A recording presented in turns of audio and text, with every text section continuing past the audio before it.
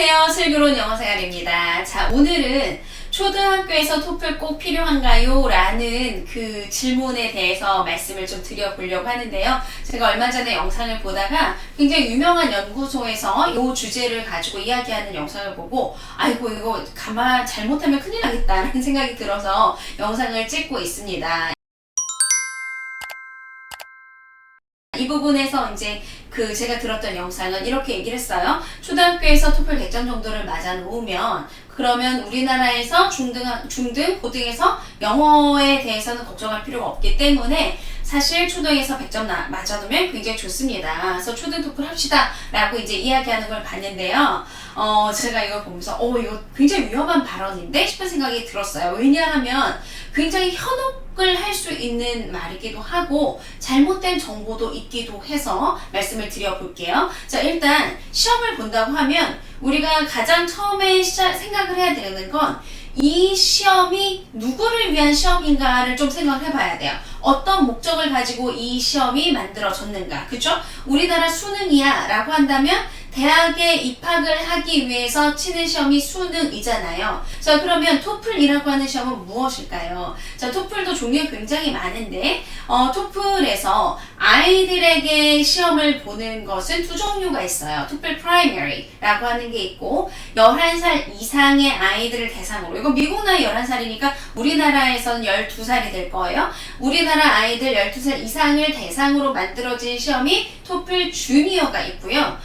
이 영상에서 말하고 있었던 IBT 토플은 외국에서 오는 아이들이 미국의 대학에서 공부를 할 수 있는가를 보기 위한 외국인 아이들에 대한 수능 영어다 라고 생각하시면 편할 것 같아요. 자, 그러니까 지금 초등학교에서 이 시험을 보게 한다는 건 어떤 허수가 있을 수 있냐면 아이들이 굉장히 자기 실력보다 너무 높은 걸 공부해야 되는, 우리나라의 수능 영어보다 훨씬 더 높은 수준의 영어를 공부해야 되는 문제가 있고요. 자, 또 다른 문제는요. 100점 이상이라고 얘기를 했는데, 자, 토플이라고 하는 게 100점이요. 그냥 한 가지 영역의 100점이 아니고요.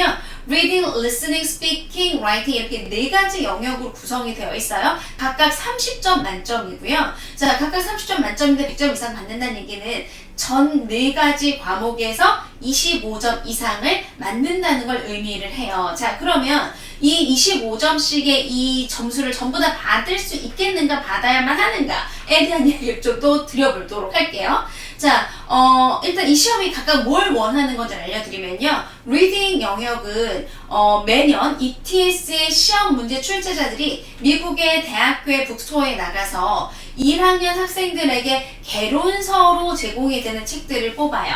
그리고 그 중에서 1학년 학생들에게 가르치기에 좋은 지문들 중에 우리 아이들, 인터내셔널 스쿨을 가는 인터내셔널 스튜던트들이 이해할 수 있는 지문들을 뽑아서 거기서 문제를 내요. 자, 그러니까 이거는 대학교 입문서라는 얘기예요. 자, 대학교 입문서니까 100% 아카데믹한 어휘를 알아야 되는 거고, 제가 아까도 말씀드렸다시피 수능 어휘보다 어휘 수준이 훨씬 더 높습니다. 자, 그 다음에 두 번째는요, 리스닝 영역 말씀드려볼게요. 자, 리스닝 영역은요, 그리고 요 글은 700단어예요. 700단어라고 하면, 지문이 일반적으로 5달러, 한 100단어씩 되는 단어가 있다고 한다면, 7달러 이상이 되는 정말 긴 지문을 읽고 기승전결 읽어내는 지문이야. 그리고 거기에서 추론도 하고 뭐 다양한 부분들을 시키는 거고. 자, 그 다음에 두 번째 리스닝으로 다시 넘어갈게요. 자, 리스닝 영역은요 두 부분으로 나뉘어져 있는데, 대학교 수업에서 실제 이루어지는 아이들하고 교수님이 강의를 하는 부분에 대한 이야기와,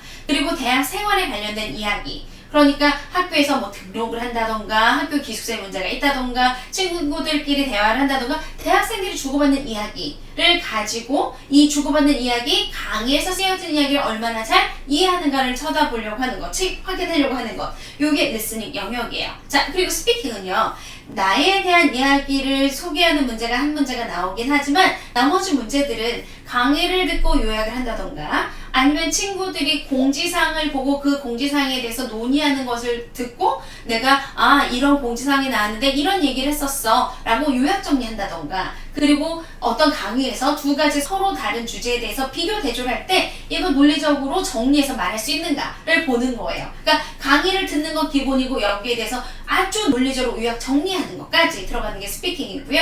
라이팅 역시 내 의견을 쓰는 문제가 하나 있긴 하지만 나머지 한 문제는 읽고 들은 걸 가지고 선별적으로 리딩에서는 이렇게 얘기했는데 리스닝에서는 다른 방식으로 이야기했구나 비교 대조하는 거예요. 자, 그러면 여기에서 전부 다 25점 이상을 받는다는 얘기는요.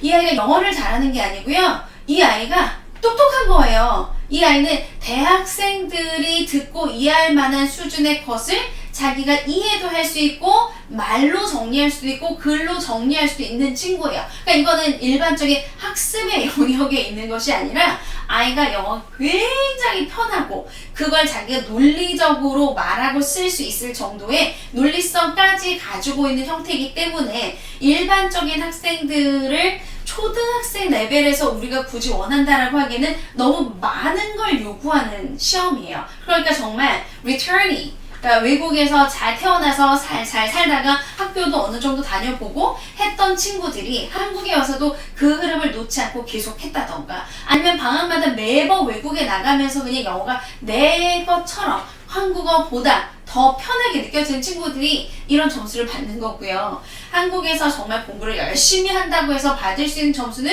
아니고 받을 필요도 없는 거예요. 자, 그래서 우리 아이에게 이 토플 시험을 초등학교 때 그것도 100점을 목표로 공부를 시킨다라고 하면 우리 아이가 그거 못할 가능성이 굉장히 높고요. 그리고 저도 대치동에서 이제 이런 공부들을 하다가 안 돼서 온 학생들을 굉장히 많이 만나요. 그러면 이 친구들을 보면서 제가 느끼는 건 뭐냐 하면 보통 6, 70점대 점수 내는 것도 힘들어하는 경우들도 많이 있거든요. 그러면 왜 이런 점수가 나왔을까? 왜 나왔겠어요? 자, 토플에서 이제 가장 가시적으로 토플 했다라고 알려줄 수 있는 게 뭘까요? 맞아요.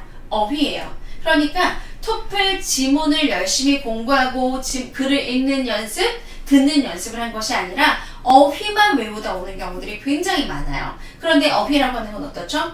어휘는 완전히 내 것이 되지 않은 이상 공부할 때는 나한테 들어왔지만 내일 모레 일주일이면 전부 다 사라지는 게 또한 어휘이기도 해요. 그래서 중학교 때 열심히 초등학교 때 열심히 막 공부했다가 사실 내 것도 되지 않은 상태에서 그냥 고생만 하고 넘어가게 될 수도 있겠구나 라는 걸 기억을 하셔야 돼요. 그래서 100점을 목표로 토플을 한다? 내 아이가 너무너무 뛰어나서 그게 그냥 시험을 봤는데 그 점수가 나오던데요? 라고 하면 저는 말리지 않겠지만 우리 아이가 정말 평범하게 한국에서 열심히 공부하면서 있었던 친구라고 한다면 이 아이에게 토플 100점을 요구해만 하는가? 요구하면 안 되는 거고 그렇게 나온다면 정말 감사할 일이다 라고만 생각하시면 되고요. 자, 토플은 그러면 언제 들어가는 게 좋을까요? 자, 토플 만약에 들어간다고 한다면 초등 때는 좀 참으시고요. 아이가 정말 잘하는 것이 아니라면 초등 때는 좀 참으시고 그리고 이 아이를 외국에 보낼 생각이 아니다. 우리나라에서 어쨌거나 수능을 보고 대학을 갈 거야 라고 하면 4개의 영역을 다 하는 것도 사실은 큰 의미는 없습니다. 이런 친구들은 중학교 때 정도 들어갔었을 때 리딩을 정말 잘하는 친구들은 초등까지 책 많이 읽혀주시고 아이들이 다양하게 글을 읽을 수 있는 능력 만들어주신 다음에 중등 들어가면 그때부터 차근히 토플 리딩을 갈 수 있는 단계를 차근히 밟아가면 그러면 고등학교 수능 문제 푸는 것까지 어려움 없이 잘 정착할 수가 있어요. 그래서 초등에 너무 욕심내지 마시고 초등 때는 아이가 정말 잘한다고 한다면 점수를 목표로 하지 마시고 아이들의 실력과 비등하게 아이가 이런 걸 읽을 수 있으니까 재미있게 한번 읽혀줘 볼까 정도까지만 가시는 거고요. 문제 유형으로 다가갈 필요도 없고 그리고 이거에서 특히나 점수를 얻으려고 공부하는 것은 전혀 의미가 없습니다.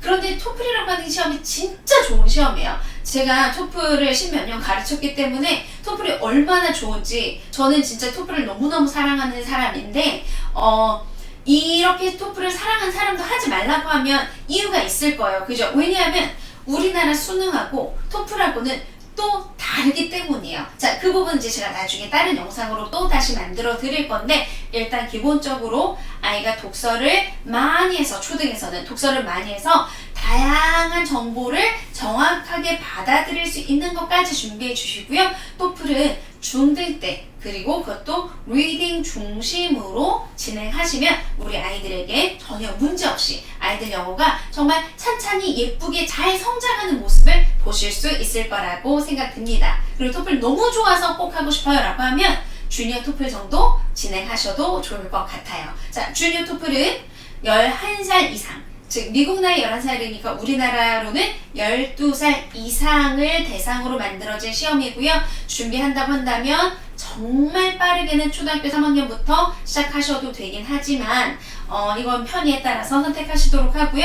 그거 이외에도 할 만한 것들이 굉장히 많이 있으니까 일단 기본적으로 책을 많이 읽고 아이가 영어가 편하고 좋은 아이로 만들어주시는 것이 가장 기본적인 1차 목표라고 생각하시면 될 것 같습니다. 자, 그럼 제가 다음 영상에서 그럼 토플 어떤 식으로 공부하는 것이 우리 아이들 수능까지 연결되는지 알려드리도록 하겠습니다. 그럼 다음 시간에 뵙겠습니다.